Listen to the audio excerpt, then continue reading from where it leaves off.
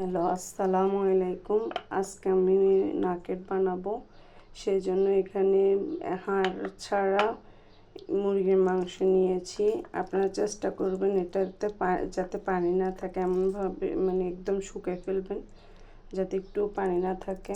এই তো এখন আমি একটা মিক্সার গ্রাইন্ডারে দিয়ে দিব।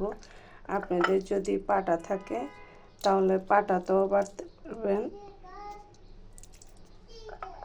তো এটা এখন আমি মিক্সারে দিয়ে দিচ্ছি।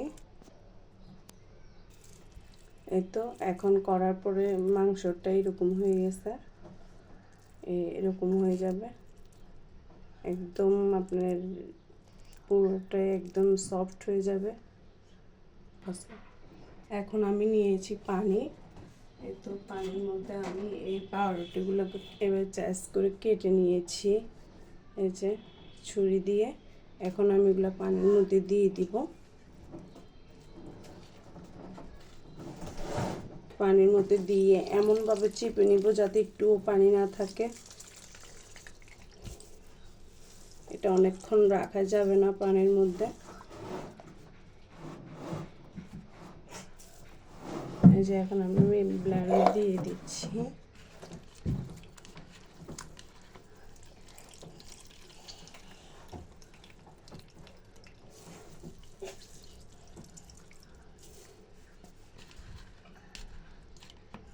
পানির মধ্যে অনেকক্ষণ ভিজে রাখলে পাউরুটিটা নষ্ট হয়ে যাবে।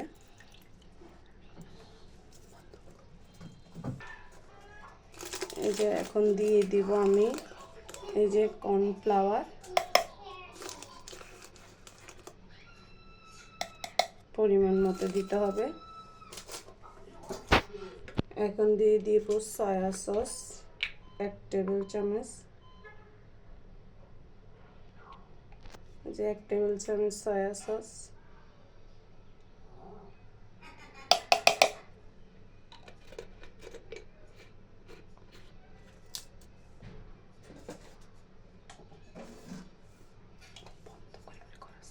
এক টেবিল চামচ দিয়ে দিব সস। এখন দিয়ে দিব গুঁড়া মরিচ,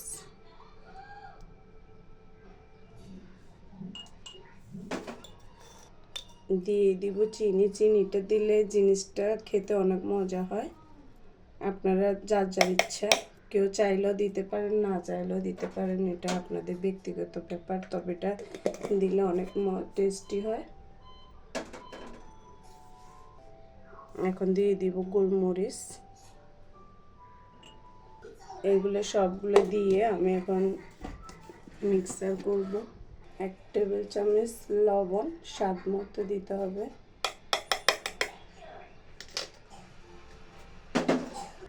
এখন সবগুলো ঢেলে নিব।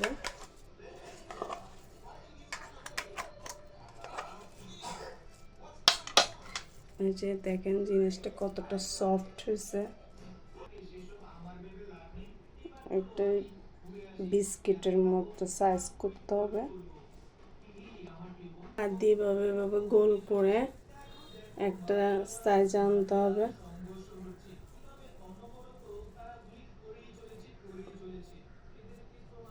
যে আমি গোল গোল করে দিচ্ছি। প্রথমে ভেবেছি বিস্কিট দিব, কিন্তু ওইটা সুন্দর লাগছে না, তাই এভাবে দিচ্ছি। এখন নিয়ে নিব 2টা ডিম।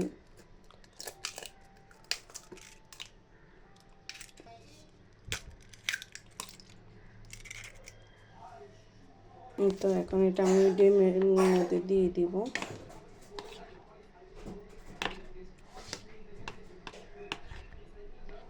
যে ডিমের মধ্যে দিয়ে ব্রেড ক্রামের মধ্যে দিব।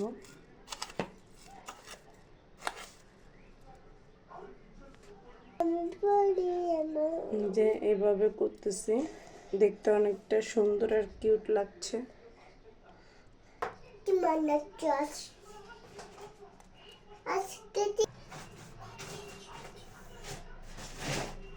হ্যালো, এই যে দেখেন এটা কতটা ইয়াম্মি হয়েছে। আর এই নাকেরটা বাচ্চারাও খেতে খুবই পছন্দ করে। আর যদি এটা রমজানের ইফতারিতে হয় তাহলে কেমন হয়।